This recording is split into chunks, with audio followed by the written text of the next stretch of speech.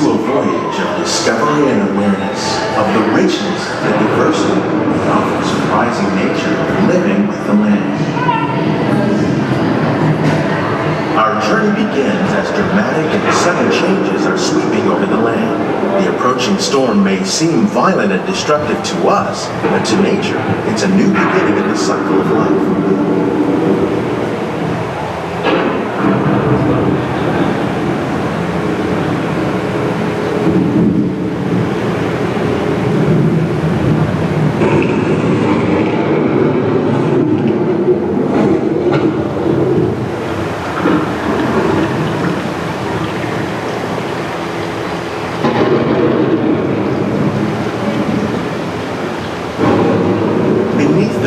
Of the land, roots trap water from the flowing mud, extracting precious nutrients and minerals. These elements, when combined with sunlight, create the diverse living systems of our planet.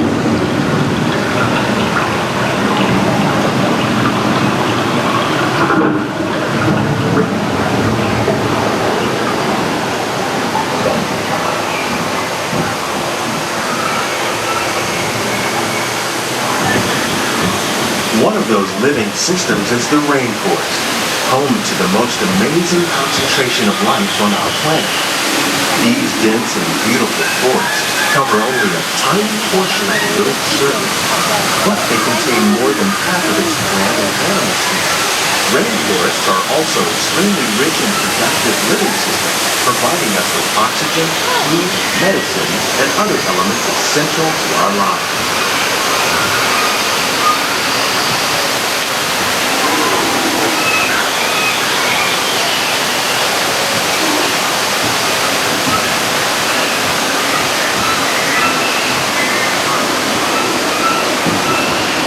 In the desert, nature has created a very different, but no less beautiful living system. And while this arid landscape may seem lifeless, it is very much alive. The plants and animals that have learned to survive in these harsh conditions make use of what little water they can find and avoid the scorching rays of the relentless sun. The American prairie once appeared as desolate as the desert, but over time, rainwater and nutrients gradually penetrated the hard surface of this land. Even the hooves of the mighty buffalo helped create the rich soil that one day become home to the American farm.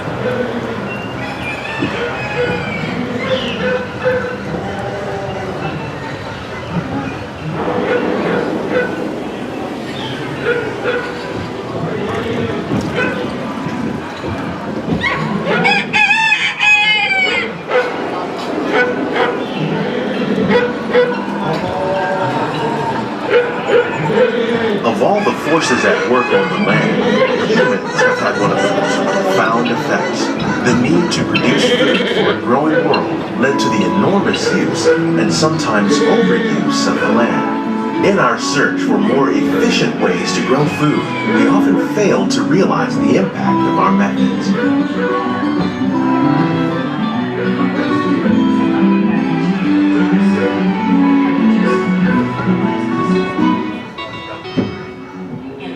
Today, we're learning to live with the land, discovering better ways to grow food that will assure both human and environmental well-being. In Saudi Arabia and Mexico, we're learning to produce food on desert seacoasts by developing and planting crops that thrive on saltwater. Here at Epcot, we're learning to reduce the need for pesticides by using natural predators like ladybugs and wasps to control pests. In Japan, we're learning that by adding composted leaves and other plant material to our soil, we can reduce the need for fertilizers. In farmlands across America, we're learning how will we meet tomorrow's growing needs for food production, yet still respect the needs of the land? Some of the answers are being discovered just ahead. To help us maintain these carefully controlled ecosystems, and for your safety, please remain seated in your boat at all times.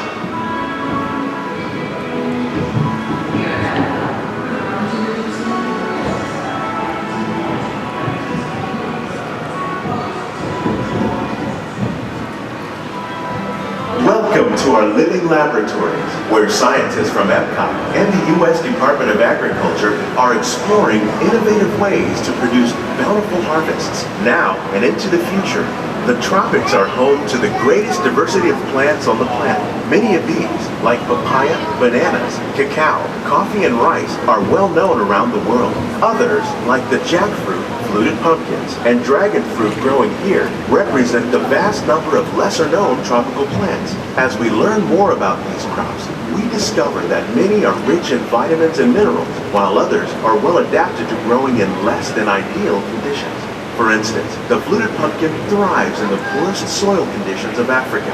With its edible seeds and leaves, the pumpkin could become an important staple for areas where other crops don't grow easily. The unique-looking dragon fruit is actually a member of the cactus family. The fruits are high in vitamin C, rich in antioxidants, and have a light, sweet taste. The fruit originated in Mexico or Central America, but is already becoming popular in Asia. It could become a source of important nutrients for people living in many areas of the world.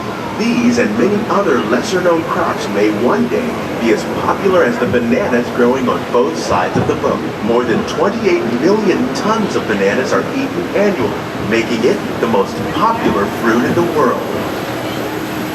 When we mention farming, you probably don't think of fish, but fish farming, or aquaculture, is an innovative way to increase harvests, protect wild fish population, and produce a healthy crop, like bee sturgeon that grow to over 300 pounds. But that's a lot of catfish. Tilapia, bass, and catfish are three popular crops raised by fish farmers around the world. Most are grown in open ponds, but innovative recirculation systems like ours can conserve water and improve production. More than 200 different species of aquatic animals and plants have been successfully farmed. Even these American alligators can be successfully raised in controlled environments. Nearly half of all fish consumed worldwide is now raised on farms, making aquaculture an important part of our efforts to produce a bountiful harvest and protect natural resources here at the land. We grow about 5,000 pounds of fish each year, many of which are featured in restaurants. This greenhouse is full of some of the best ideas for improving plant yields. Disease and pests are two of the biggest problems facing farmers around the world. By careful selection and crossbreeding, we can grow crops like these sunflowers and winter melons that are more resistant to pests and diseases. Scientists have even been able to breed plants that can flourish in marginal areas where water and nutrients are in short supply. The result of these efforts is higher yields with less impact on the environment. These plants are definitely on their way up. Innovative growing techniques like the ones you see help to increase yields while more efficiently using resources like water, fertilizer, and pesticides. We're growing these nutritious sweet potatoes above ground. This method increases yields, produces larger potatoes, and can be used where rich soil is in short supply. We're growing lettuce using our nutrient film system. This technique precisely controls and recycles water and nutrients. With it, we can produce over 27,000 heads of lettuce a year. Here's something you don't see every day: tomatoes growing on trees. These plants were originally developed by Chinese scientists. Tomato trees live longer and produce many more tomatoes. One of ours lived 16 months and produced over 32,000 fruits. Much of the produce you see growing in our greenhouses is served in the restaurants here at the land.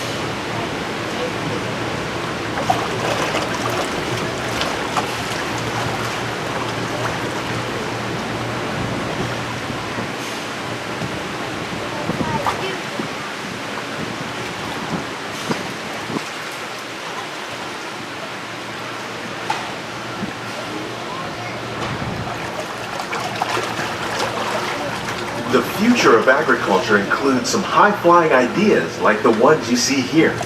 The aquaponics system on your left integrates hydroponics with aquaculture. The fish provide a source of natural fertilizer for the plants, and the plants help keep the water clean for the fish. It's another great way to produce more while using less resources. In our lab, Epcot scientists are working with the U.S. Department of Agriculture on a number of innovative projects. The goal of these efforts is to produce higher yielding and better quality plants.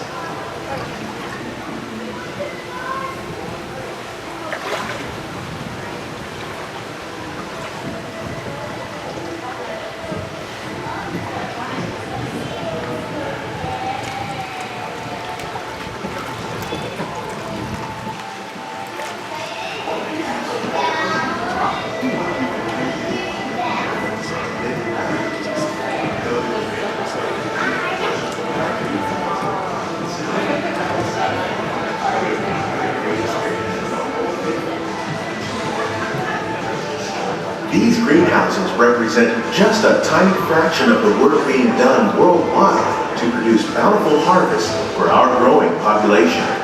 Around the globe, scientists, farmers, and even backyard gardeners are doing their part to improve the quality and yields of foods that we all rely on.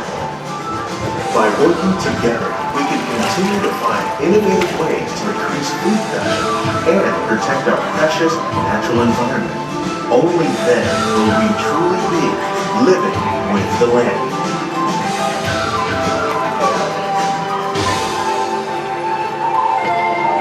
On behalf of Walt Disney World, we hope you've enjoyed this unique journey through our living laboratories.